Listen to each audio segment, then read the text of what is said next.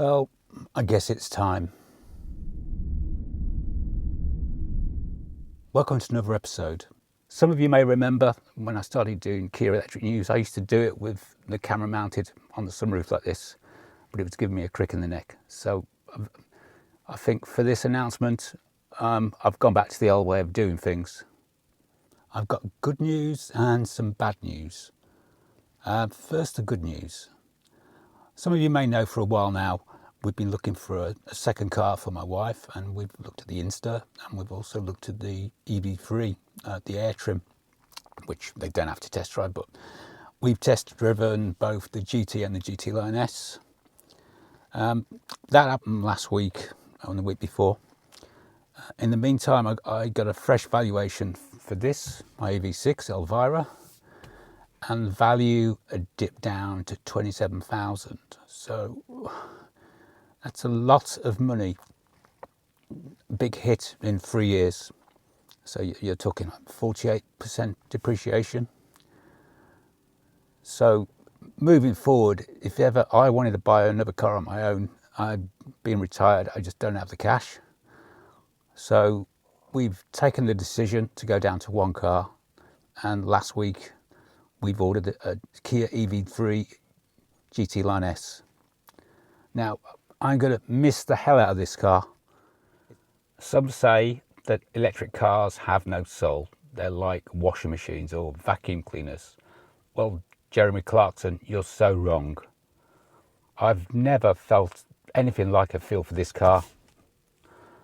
So you are so wrong. It's the best car I've ever had, and the best looking car I've ever had, and probably will be the best looking car ever.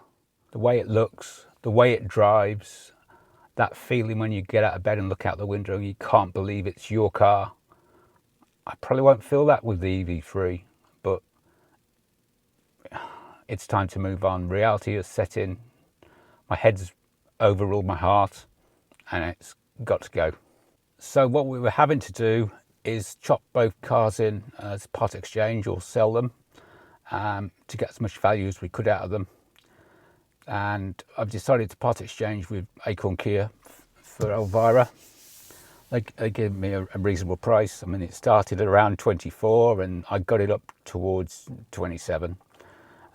We need a car to keep us going for a month while we're waiting for the new one, so we can't just chop both in. They did say you could rent one off them, but that could go on for a few months if the car's late or anything, so you don't know how many hundreds of pounds you're going to spend on rental. So after thinking long and hard and looking at the value of my wife's Renault Zoe on motorway, I decided to use them to sell my wife's Renault Zoe. So I'm part way through that. That took a lot of time yesterday and lots of faffing with the service history. They obviously know nothing about electric cars because they're asking about oil filter changes and oil changes, which is just nonsense on an EV. So that's ongoing. So fingers crossed all that goes through and we get what we were looking for. And then that's part of this done. But we've got grandchild on the way and we've got things going on. So we've just got to do this. It'll save us money in maintenance costs and insurance. It gives me something new to do on the channel with CCNC head unit. So there'll be more interest there, and that will help to cover the new EV6, the EV9 and the ongoing ones. I'm always going to cover the EV6 and all of the Kia EVs as much as I currently do. So recalls, all the rest of it, new models, test drives, so nothing will change. And I've still got 3 years plus of knowledge of this car. So it's almost time to say goodbye.